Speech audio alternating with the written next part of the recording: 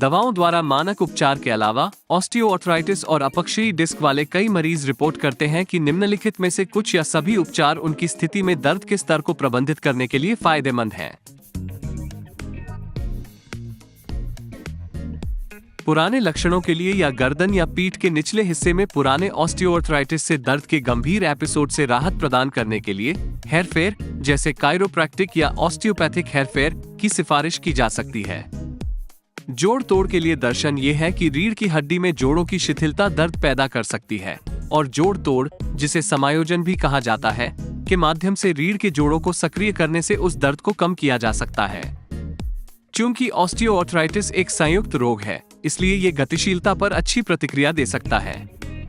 हेरफेर अक्सर एक हार्ड वैद्य, ऑस्टियोपैथिक चिकित्सा के डॉक्टर या एक उचित रूप से प्रशिक्षित और लाइसेंस प्राप्त भौतिक चिकित्सक द्वारा किया जाता है।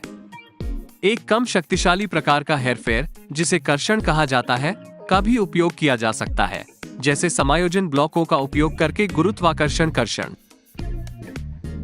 चिकित्सीय मालिश ऑस्टियोआर्थराइटिस के दर्द को कम करने और परिसंचरण में सुधार करने में मदद कर सकती है। ये तनाव और मांसपेशियों के तनाव को कम करने में भी सहायक हो सकता है। हालांकि एक ऐसे पेशेवर को ढूंढना महत्वपूर्ण है जो गठिया से पीड़ित लोगों के इलाज में विशेष रूप से प्रशिक्षित हो। आराम और तनाव प्रबंधन तकनीकें रोगी को ये सीखने में मदद कर सकती हैं कि मांसपेशियों में तनाव को कैसे कम किया जाए जिससे दर्द कम हो, और अन्य संज्ञानात्मक और व्यवहारिक तकनीकें भी हैं जो रोगी को अपने दर्द को नियंत्रित करना भी सिखाती हैं। तनाव और विश्राम को प्रबंधित करने में मदद करने वाली सिद्ध तकनीकों के उदाहरणों में नियंत्रित श्वास, ध्यान, बायोफीडबैक और आत्म सम्मोहन शामिल हैं।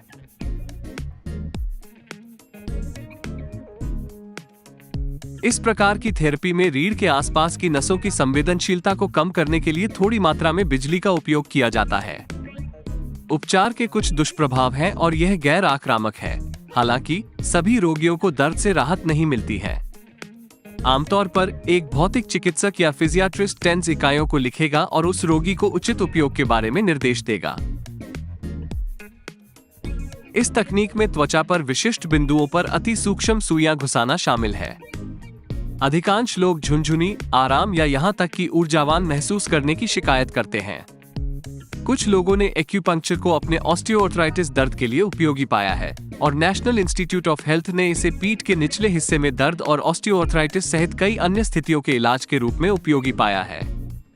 एक्यूपंक्चर को एक सुरक्षित चिकित्सा उपचार माना जाता है।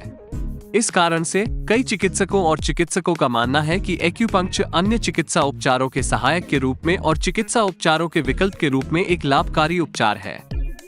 कुछ स्थितियों में एक्यूपंक्चर का उपयोग पारंपरिक दर्द निवारक दवाओं के साथ संयोजन में या उन्हें पूरी तरह से बदलने के लिए किया जा सकता है। सहायक उपकरणों की एक श्रृंखला है जो पीठ को अतिरिक्त सहायता प्रदान करने और पीठ में गति को सीमित करके और कशेरुकाओं से कुछ दबाव हटाकर गठिया के दर्द को कम करने में मदद करने के लिए निर्धारित की जा सकती है। स्पाइनल ब्रेसिंग में गर्दन कॉलर या काठ का कोरसेट शामिल हो सकता है। अन्य सहायक उपकरणों में रोगी को अधिक आसानी से और कम दर्द के साथ घूमने में मदद करने के लिए बेंत या वॉकर शामिल हो सकते हैं। भौतिक चिकित्सक उचित सहायता उपकरणों की सिफारिश कर सकते हैं। अतिरिक्त उपकरणों की पहचान करने के लिए एक व्यावसायिक चिकित्सक से परामर्श लिया जा सकता है जो रोगियों को घर और या काम पर बेहतर कार्य करने में मदद कर सकता है।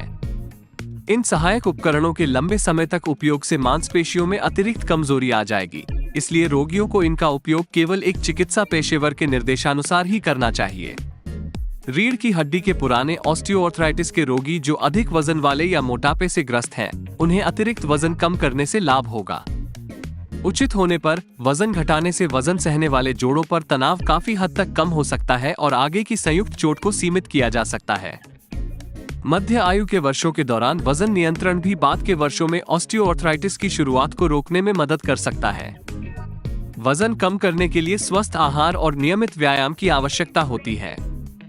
एक आहार विशेषज्ञ रोगियों को एक स्वस्थ भोजन कार्यक्रम विकसित करने में मदद कर सकता है जो उन्हें अतिरिक्त वजन कम करने और लंबे समय तक उचित वजन और आवश्यक पोषक तत्वों के मिश्रण को बनाए रखने में मदद करेगा। सक्रिय व्यायाम, जो अधिक कैलोरी जलाता है, वजन घटाने में भी सहायता करता है। सबसे महत्वपूर्ण चीजों में से एक जो एक मरीज कर सकता है वह है अपना ख्याल रखना और समग्र स्वस्थ जीवन शैली की आदतों को अपनाना। विशिष्ट स्वस्थ जीवन शैली आदतों के उदाहरणों में शामिल हैं उचित मात्रा में आराम करना, शराब और कैफीन को सीमित करना, धूम्रपान न करना, तनाव का प्रबंधन करना और रोजमर्रा की गतिविधियों के लिए अच्छे शरीर यांत्रिकी का उपयोग करना। इसमें पर्स के बजाय बैकपैक ले जाना और पीठ के बजाय पैरों से उठाना शामिल हो सकता है। इन अच्छी आदतों को विकसित करने और सुदृढ़ करने के लिए जीवन शैली की आदतों, सिफारिशों और डिजाइन किए गए कार्यक्रमों के बारे में डॉक्टर से परामर्श करना उचित है। ऑस्टियोआर्थराइटिस के संबंध में कई अन्य उपचारों पर चर्चा की जा सकती है, जैसे तांबे के कंगन पहनना, हर्बल चाय पीना या मिट्टी से स्नान करना। हालांकि आज तक कोई भी वैज्ञानिक शोध इन तरीकों को ऑस्टियोआर्थराइटिस के इलाज में मददगार नहीं दिखाता है।